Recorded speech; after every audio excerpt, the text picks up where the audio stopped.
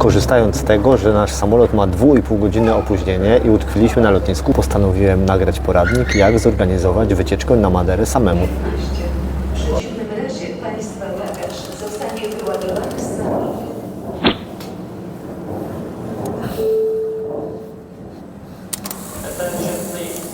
Jak zdążyłem zauważyć, dużym problemem dla wielu osób jest kupno biletu na własną rękę.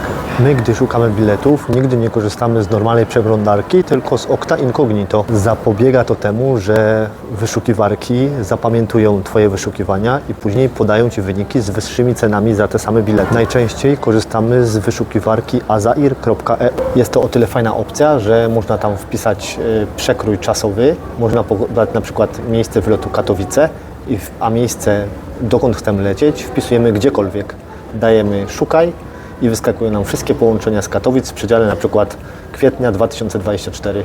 Wtedy po cenach sprawdzamy, które lokalizacje nas interesują i wybieramy konkretny lot. Następnie przechodzimy na stronę już konkretnego przewoźnika i tam kupujemy bilety. Taka opcja jest zawsze najtańsza. Oczywiście najtańsze bilety są w tanich liniach i tam mamy ograniczony bagaż. My zawsze lecimy z plecaczkiem, wizerem, można lecieć z plecaczkiem 40 na 30 na 20. Jednak tym razem, lecąc na Maderę, przypakowaliśmy trochę więcej rzeczy i nie zmieściliśmy się do naszych plecaczków. Więc dokupiliśmy sobie małą walizeczkę pokładową, która ma wymiary 50 na 40 na 23. Dokupienie takiej walizki w wizerze w dwie strony kosztowało nas 221 zł, także przyzwoicie. Oczywiście, jeśli bilet jest w cenie takiej maderskiej, bo płaciliśmy za nasze bilety w dwie strony 1500 zł.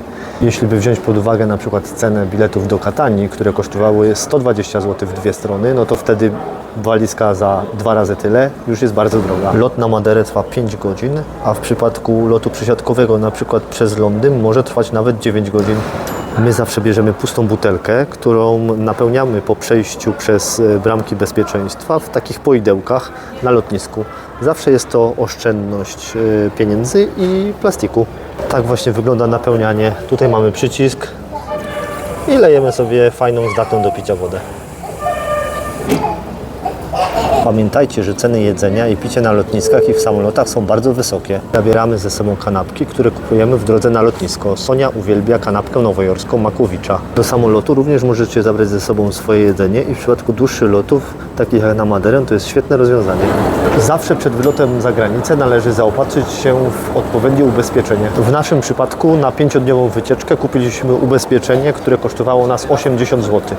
Warto też zabrać ze sobą kartę EKUS i wtedy będziemy mogli skorzystać z normalnej opieki medycznej w Unii Europejskiej. O kartę można znosić wniosek online i w przeciągu pewnie tygodnia dostaniemy ją do domu. Kolejnym ważnym punktem w całym wyjeździe są noclegi. My zawsze rezerwujemy je przed wyjazdem, żeby mieć spokojną głowę i nie musieć szukać niczego na miejscu. Warto sprawdzić dostępne opcje w popularnych wyszukiwarkach internetowych, takich jak Booking czy Airbnb. Często niższą cenę uzyskacie, kontaktując się bezpośrednio z obiektem lub właścicielem w przypadku apartamentów. Ważne jest, żeby sprawdzić, jak dojechać z lotniska do miejsca noclegu.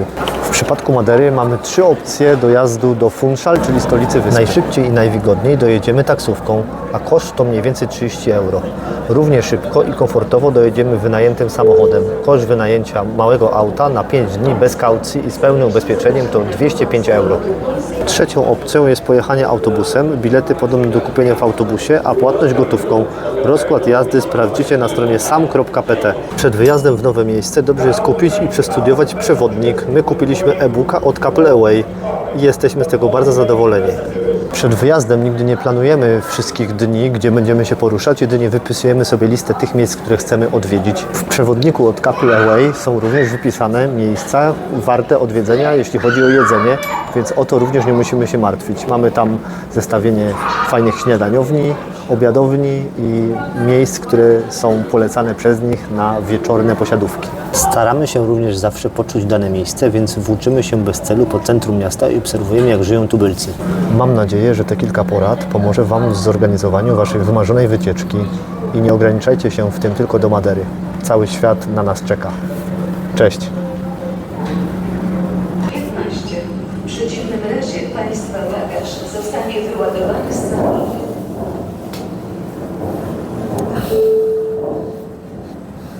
Attention please, the last passengers traveling on Lord Polish Airlines Flight 2.